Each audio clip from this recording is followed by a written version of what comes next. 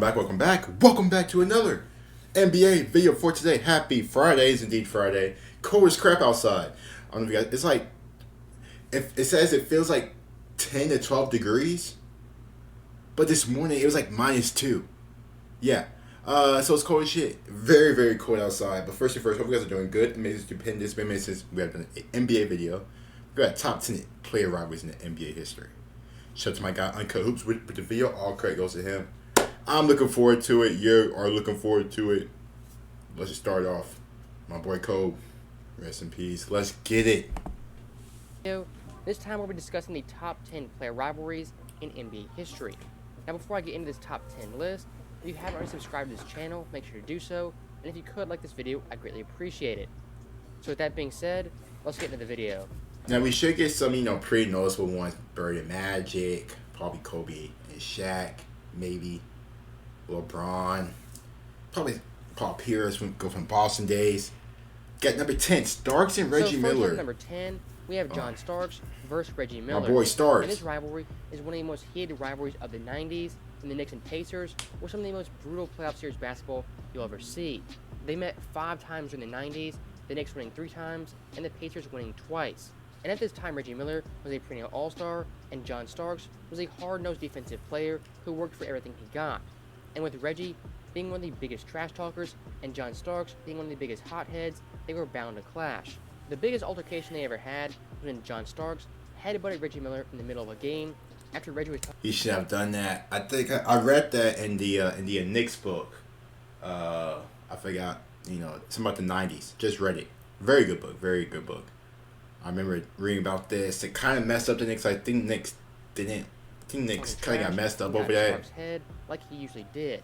Now, besides that, some of the biggest plays in this rivalry include Reggie Miller having a 25-point fourth quarter after being provoked by John Starks, as well as Spike Lee, and he had some big-time clutch buckets down the stretch to give the Pacers a win in Madison Square Garden.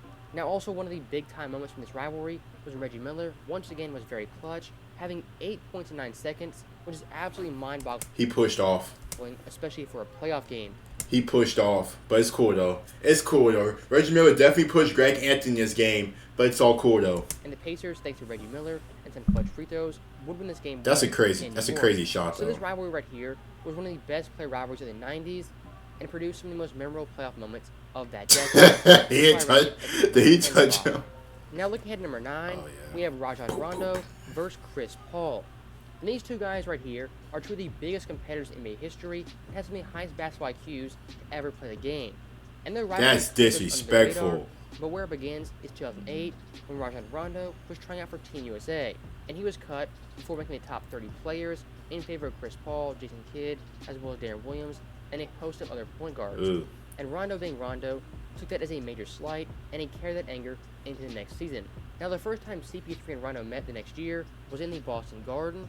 It was a very hard-fought competitive game where actually Rondo and Chris Paul both got techs, but the real drama happens after the game as both Rondo and Chris Paul got into an altercation. There was some shoving, there was some pushing, and Rondo was quoted as saying, "I've got a ring and you're never going to win one." So definitely a major shot at Chris Paul, which at the time was true, and sadly to this day is also true. Hey, that's facts. That's facts. Chris Paul ain't got no ring. He had a chance against the Bucks and he blew it. As Chris Paul is still ringless. Now, over the next 5 to 7 years, God. there wouldn't Evan be much Fournier, guys. get cooked. There were always some subtle shots in the media, and you could tell there was an overall dislike, but there was no big blow-ups. Now, that would all change in 2018 as Rondo was in the Lakers and Chris Paul was in the Rockets. And this was the opening night in the NBA. Boom. And a very big fight as Rondo spit on Chris Paul in active rage. Boom. And because of this altercation, both players would miss 2 games, and the Chris Paul and Rondo rivalry was once again at the forefront of everyone's mind. And looking ahead to the 2021 playoffs, I'm hoping the Suns and Clippers meet in the second round because I want to see this rivalry once again reignited. Now with the number 8 spot, we have LeBron. God dang, Rondo, I'm just going to leave my guy just hanging. My guy's trying to dap you up, man. James versus Steph Curry. Oh, yeah. And you could argue these two players are the best 2 players of the 2010s, and they're just 2 of the marquee players in NBA history. And during this decade, they met 4 times in the NBA Finals. And from 2011 to 2020, the NBA Finals featured one of these players, LeBron James or Steph Curry, or sometimes both. And they had some epic playoff battles. The 2015 Finals, where Steph won his first ring, 2016, where LeBron had his 3-1 comeback. He trash-talked Klay Thompson, he trash-talked Steph Curry, and overall, he basically punked Steph and the Warriors en route to a championship. He did. Now, Steph would come back the following 2 years very strong, winning the title in 2017 as well as 2018. And in the 2018 finals, he was once again trash-talking LeBron James, and it was very evident there was some bad blood between these two bitter rivals. But overall, LeBron and Curry, they are very respectful, and from a general sense, I think they appreciate each other and how dedicated they are to the game of basketball.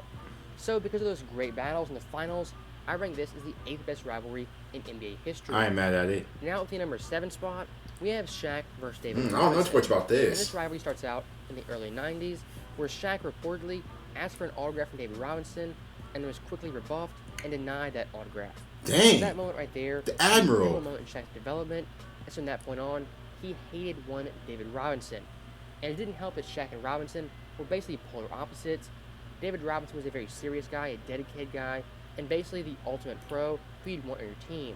Shaq, on the other hand, was an outgoing player, and basketball at some points was secondary to his overall social life. And really the only in-game battle these two had was the '94 All-Star Game, as David Robinson and company devised a plan to Sorry. My bad. My bad. down Hey. Shaq. He actually did a very good job, as Shaq had a terrible shooting night, going 2 for 12. And also during that '94 season, David Robinson would have an infamous 71-point game where he blatantly stat-head versus the LA Clippers, one of the worst teams in the league. Jeez. And why he did that is because he wanted to beat Shaq in his scoring title, which he did by less than 20 points. And over the next decade, Shaq and Robinson will meet numerous times in the playoffs, but Shaq at this time was much better, and David Robinson was on the back end of his career, and there wasn't really many altercations. There was one incident where Shaq absolutely demolished David Robinson in the '96 All-Star Game. Jesus in San Antonio, Christ. which could have stemmed from the events in '94. And one thing that'll blow your mind about this rivalry is that Shaq made everything up. David Robinson never denied him an autograph, and Shaq only said that because he needed more added motivation. So at the end of it all, this rivalry Petty. was built on a lie. Shaq's so but petty. It was very exciting and a very complex rivalry from these two players. Now at the number 6 spot, I have LeBron James Okay, yeah. versus Paul This is what I was thinking about, Rivalry yeah. Here is a very slept-on rivalry, as LeBron James, being the best player of the 2010s, used to have some big-time battles versus one Paul Pierce. So looking at LeBron and Pierce's rivalry, they met 5 times in the playoffs. In '08, they had an epic Game 7 battle where LeBron had 45 points and Pierce had 41. In 2010, Pierce's Celtics denied LeBron James a finals appearance versus Kobe. In 2011, LeBron got his revenge. I couldn't believe that, man. I was so mad. So mad. Young Chaz back then, man. I was so mad. He freaking denied a Kobe and LeBron finals matchup. We want to see Boston again. In 2012, LeBron had the epic 45-point game in Boston, where they came back from a 3-2 deficit. And then in 2014, LeBron put the nail in the coffin versus the retirement home Brooklyn Nets. And believe it or not, LeBron James was actually quoted as saying that Paul Pierce was his biggest rival. And once again, I think this rivalry is one of the more forgotten rivalries in NBA history, as Paul Pierce went head-to-head versus LeBron James, one of the best players in NBA history. Now, getting to the top 5 at number 5, I have Shaq versus Dwight Howard. And this is because the little Superman stuff. Like, no, you ain't Superman, I'm This Superman. rivalry is I'm unlike like, come any on, other man. rivalry, as these two players never met once in the playoffs, not one series, not even one game. But anyone who knows basketball knows these two players absolutely hate each other. And the hatred mainly comes from one, Shaquille O'Neal. It's off the And court. as you guys know, Shaq, for some odd reason, hates young players and hates any superstar big man. And that hatred for big man really started with one Dwight Howard. And the real origin point of this rivalry comes when Dwight Howard stole Shaq's nickname, Superman. And I don't think it helped that Dwight was the best center in the NBA, playing on Shaq's former team, the Orlando Magic. And all throughout the 2010s, Shaq would diss Dwight at any chance he had. Dwight Howard, who's a pick and roll player, you know, some people say he's the best, but me, being an old school big man, I'm gonna go with Robin Lopez and Andrew Bynum. So that was Robin the Lopez. Shaq versus Dwight rivalry. Thief, Robin Shaq, Lopez. as Dwight was getting bombarded with constant criticisms and critiques, and really, it was at no fault of his own. It was just Shaq being Shaq and hating young players. Now at the number 4 spot, we have Kobe versus Shaq. So I And wonder. once again, Shaq is on this So I list wonder where for the third Jordan time. is. And Oh, the real Pistons. origin of Yep. this rivalry is unknown. Kobe joined the Lakers in 96, and it wasn't until 98 that Shaq showed signs of being jealous, and all through the late 90s and early 2000s, Shaq would have little comments that just downplayed Kobe's impact. But it wasn't until 2001 that it really came out in the open that these two guys were not the best of friends, as Shaq in 2001 was out of shape and was not interested in basketball, and Kobe, being the exact opposite, resented Shaq for not taking basketball seriously. Also in 2003, Shaq would have the infamous line, "If I got hurt on company time, I'm going to recover on company time." Something, once again, that rubbed Kobe the wrong way. And all of this drama would culminate in the 2004 season, as Shaq once again would diss Kobe, Kobe would diss Shaq, and would go back and forth. There was a huge battle in the media between both players. And ultimately, the 04 Lakers would go down in flames, and Shaq the following offseason would be traded to the Heat, and Kobe would get his own team. And for a few years, there was bad blood, Yeah. but eventually when Kobe won his championships, all was forgiven, and both players since then have made up, and the rivalry is water under the bridge. But still, looking back on it, I think it's a fascinating rivalry of two guys who are polar opposites, having to coexist and win championships.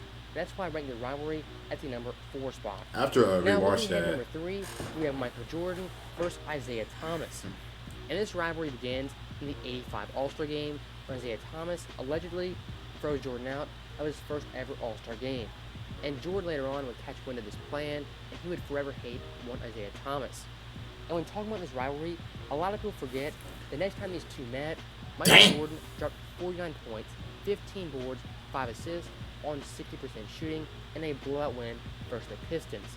And at this time, Jordan was becoming the biggest superstar in the league, and Isaiah Thomas resented him for that because Jordan was playing in his hometown of Chicago. So naturally, there was some bad blood, but the 85 All-Star Game did not help. And it wouldn't get any better in the following years, as these two guys and their teams met 4 straight times in the playoffs, Detroit winning 3 times and Chicago winning once. And those Pistons and Bulls series were legendary battles. They were physical, they were violent, and Detroit did anything they could to stop Michael Jordan. Now, the big flashpoint in this rivalry that sparked a never-ending feud was in the 91 Eastern Conference Finals in Game 4 in Detroit.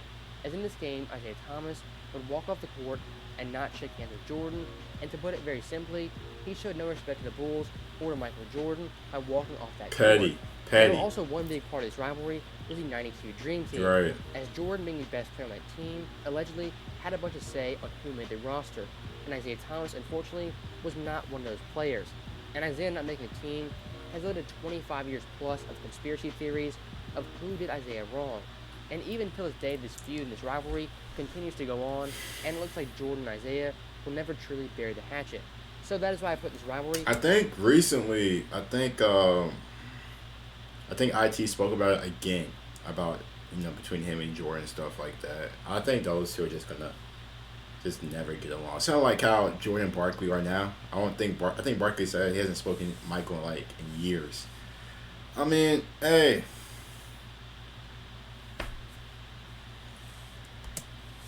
Dislike is Now yeah. we're headed to number 2. Strong dislike. Yeah, Wilt Chamberlain versus Bill What's Russell. number 1 then? And these two guys, for the first 25 years in the NBA, were the 2 greatest players in the league.